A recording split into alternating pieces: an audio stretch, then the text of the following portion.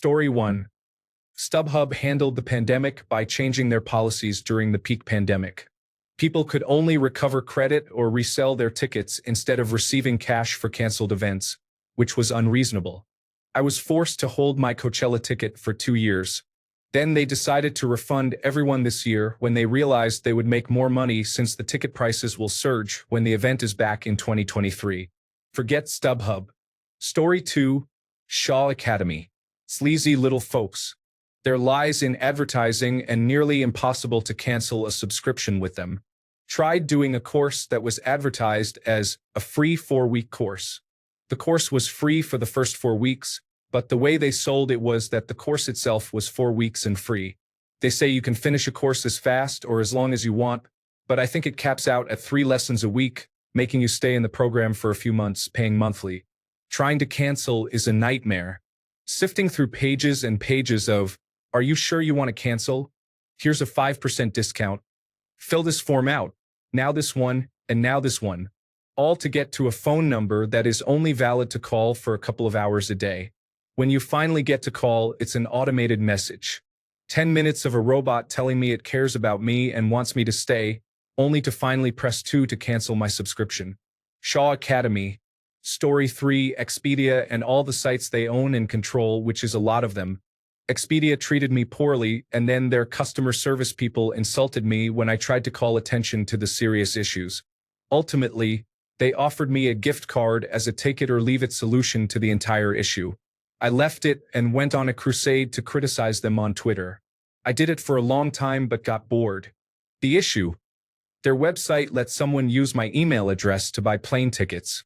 The person didn't need my password, and I believe they just made a typo that resulted in them using my email address in a required field. When I got an email confirmation about my airline tickets, I called to say it was wrong.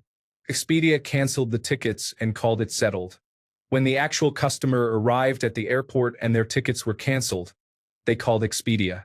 The representative from Expedia told them I canceled their ticket and then gave this angry person my full name and my cell phone number so that he and I could sort it out between the two of us. The person was upset and made vague threats, so I contacted Expedia customer service to get this addressed. When I refused their offer of a $50 Expedia gift card, they told me I could choose between 2 vulgar options. I declined to do either, and we parted ways forever. The end. Story 4. I escaped an abusive relationship and was changing all my passwords to random combinations. I set it to log out all devices and forced the password to be re-entered. It wasn't actually doing that. I tried from multiple devices, so it wasn't a keylogger or anything my abusive ex was doing. I also confirmed that if I logged in on other devices, reset the password, and clicked to log out all devices, it was not logging other devices out. My abusive ex was bidding and winning auctions. I called eBay to report the issue. They said it isn't that my account has been hacked or fraud because I know who is doing it. They would do nothing. They said I would just have to take the bad feedback and be blacklisted and that I should pick better partners. It didn't matter that they had a major security flaw. All I could do was remove the payment methods from my account so he couldn't pay for his auctions. I will never use them again. Story 5. Anything that even has a hint of multi-level marketing. Stop exploiting your personal relationships out of greed. Edit. Multi-level marketing stands for pyramid schemes. Story 6. Susan G. Komen Foundation. They employ complicated jargon and legal language to defraud millions. Note. They do not fund research, nor do they help patients. They are an advertising company. They advertise cancer awareness because someone may be unaware of cancer. Mothers Against Drunk Driving. Similar to Komen, they promote anti-drunk driving awareness. Story 7. Harvey Norman. They have terrible customer service and they took a whole lot of Australian government money that they didn't deserve and are refusing to give it back. Story 8. FedEx. As much as I can help it. I obviously can't boycott them if it's the only delivery option on an e-commerce website, or if someone or a company happens to ship me something via FedEx. But I have literally chosen to pay more on an e-commerce website to specifically not use FedEx as a shipping service. Reason. When I bought my Pixel 3, the first day it was supposed to arrive, I worked from home that day to sign for my package. They never arrived, and on the tracking, wrote that I wasn't home to receive the package. I was furious, so I spent the next 2 days working from home and even did my work in the kitchen so that I could physically see if any delivery driver actually walked up to my door. 3 straight days in a row, not a single person came up. The Ring doorbell didn't even show them walking up, but they had the audacity to claim I wasn't home 3 straight days in a row. I ended up having to pick it up at their facility just because they lied 3 times in a row. Even after a phone call each day the first 2 days, the customer service person even told me I probably missed them when I went to the restroom or something. They can't even own up to the fact that everybody in their company are a bunch of liars. So for that reason alone, I pay more for shipping as long as it's not FedEx. I've specifically driven a further distance to get something printed at Staples or Office Depot just so I don't set foot into a FedEx store. Boycotting FedEx until the day I die. Story 9. I was boycotting Blockbuster for charging me late fees because they lost the tape I returned in their evening return slot. Forget those guys. They are not getting my business. Story 10. I used to live in an apartment next door to a pizza place. The pizza was decent, so I went there at least once a week. There was a woman who worked there who usually wasn't the most friendly, but I never really had any issue. I wasn't the chatty type, but I was a regular, so I'm pretty sure all the employees recognized me. One time, though, I walked in, and it was her and another employee working there. The woman was in the back, so I ordered my usual 2 slices with the other employee, who put them in the oven, and I stood by the counter watching television to wait. A minute later, the woman came in on the phone and asked me, "Did you order?" And I said, "Yeah, I just got the 2 slices." For some reason, she assumed the other employee hadn't done anything, so she put 2 more slices in the oven. I wasn't really paying attention, so I didn't think anything of it. A minute later, the other employee walked back in, took the 2 slices she had put in for me, and boxed them up. That's when the woman realized what happened. I still didn't realize, and completely lost her temper at me. She started screaming, "Why didn't you say your slices were already in? Now I just wasted these," and dramatically dumped them in the trash. "What's wrong with you?" The whole place just went dead silent, and everyone was staring at me. I was just standing there bewildered, trying to make sense of what just happened. So I just blurted out sorry and walked out. As the shock wore off and I replayed the events in my head, realizing I didn't really do anything wrong or at worst was just an honest misunderstanding, I got pretty upset that I got yelled at like a child, especially after being a regular for years. At that moment, I decided I was never stepping foot in that pizza place again. And I didn't. I lived next to it for another 3 years and not once went in or even ordered from it. Story 11. State Farm. Thanks to some whistleblowers, they got busted committing fraud against their customers and the federal government after Hurricane Katrina. They told their claims adjusters to classify damage as flood damage rather than wind damage, so they could reject the claim and tell customers to file a federal flood insurance claim. Story 12. Multi-level marketing schemes are companies that attract desperate people and train them on how to profit off their friends and families. They destroy lives, and I refuse to support them. By the way, Reddit is the reason I found out how predatory multi-level marketing schemes are. The anti-multi-level marketing community, especially here on Reddit, has done a great job informing people who might otherwise be vulnerable to these schemes on what they really are. Story 13. Lifetime Fitness.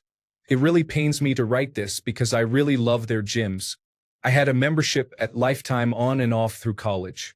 I went to a very large university with great amenities, so I didn't need the membership during the school year. I tried to cancel at the end of one summer. I was at the gym one day and I asked about cancellation. I was told to come back at a certain time frame the following Wednesday to cancel. I complied. When I showed up, the person doing the cancellations wasn't there. I was told to return the following Wednesday. Surprise, surprise, the person wasn't there again. I told them I was going to stop the payment through the credit card company. They responded by telling me that they would take me to collections then. I ended up escalating through their corporate offices to get the membership canceled.